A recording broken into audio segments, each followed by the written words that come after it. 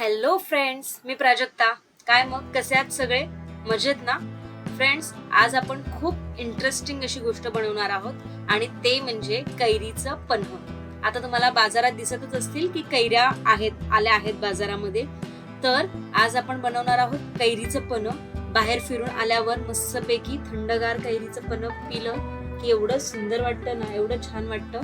तर त्याच्यासाठी सगळ्यात आधी आपल्याला कैऱ्या स्वच्छ धुवून घ्यायच्या आहेत आणि इकडे तुम्ही बघाल मी कैऱ्या स्वच्छ धुवून डेटाकडचा भाग काढून घेतला आहे, कारण तिकडे चीक असतो म्हणून. आणि त्या कैऱ्या आपण शिजवून घ्यायच्या आहेत. आता मी या कुकरमध्ये ठेवल्यात. कुकरच्या खाली मी थोडंसं पाणी टाकलंय बेसला आणि 3-4 शिट्ट्यांमध्ये आपल्या कैऱ्या अशा प्रकारे शिजून तयार होणार आहे. तर कैऱ्या शिजल्यानंतर त्या गरमच असताना आपण त्याची वरची सालं काढून घ्यायची आणि त्याचा जो गर आहे ना तो व्यवस्थित हाताने काढून घ्यायचा आहे. तुम्ही चमच्याने काढायला गेला तर तो पूर्ण गर निघणार नाही, त्याच्यामुळे तो हाताने आपण व्यवस्थित काढणार आहोत.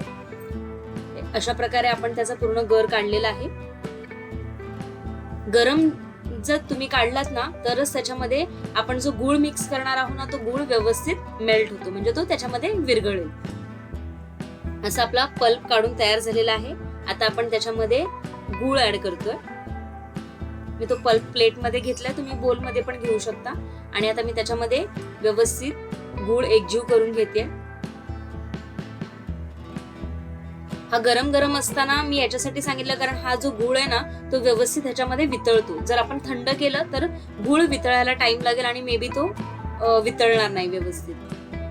अशा प्रकारे आता गूळ आपला बघा मेल्ट होतोय त्याच्यामध्ये. आता आपण इकडे हे एका चाळणीमधून थोडंसं चाळून घेणार आहोत.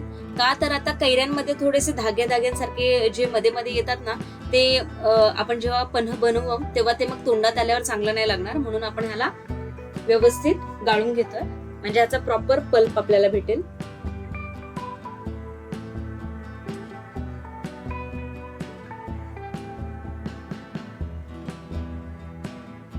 अशा प्रकारे आपला बघा पल्प आता खाली येतो आणि त्याच्यामध्ये तुम्ही बघाल की काहीच कसल्या गुठळ्या किंवा जे कैरीमध्ये जे धाग्यांसारखे जे गोष्टी असते ते त्याच्यामध्ये नाहीये. प्रॉपर प्युअर पल्प आपल्याला इथे मिळणार आहे. अशा प्रकारे आपला पल्प तयार आहे. आता याच्यामध्ये आपण थोडीशी वेलची पावडर, 1 चमचा वेलची पावडर टाकतोय आणि आपण थोडंसं मीठ टाकतोय. याच्यात तुम्ही थोडासा चाट मसालाही टाकू शकता जर तुम्हाला आवडत असेल तर, नाहीतर मीठ पुरेसं आहे. आणि हे व्यवस्थित आपण एकजीव करून घ्यायचंय. खूप छान टेक्स्चर पण आलंय आणि खूप छान असा सुगंध पण येतोय त्याला. जास्त करून आपण त्याच्यामध्ये वेलची पावडर टाकले त्याच्यामुळे तो त्याचा गंध खूप सुंदर येतोय. आता आपण एका ग्लासामध्ये 2-3 चमचे जो आपण पल्प तयार केलाय तो घ्यायचा आहे आणि पाणी ऍड करायचंय त्याच्यामध्ये. हा पल्प आपण एका काचेच्या बॉटलमध्ये ठेवून आपण फ्रीजमध्ये ठेवला तर तो 3 ते 4 हफ्ते आरामात राहतो. त्याच्यामुळे तुम्ही जर 3 ते 4 हफ्ते बनवून ठेवलात आणि तो फ्रीजमध्ये स्टोअर करून ठेवलात तर तुम्हाला कधीही बाहेरून आलात की तुम्हाला पन्ह रेडी मिळेल. आता हे आपण मिक्स करून घेऊया व्यवस्थित.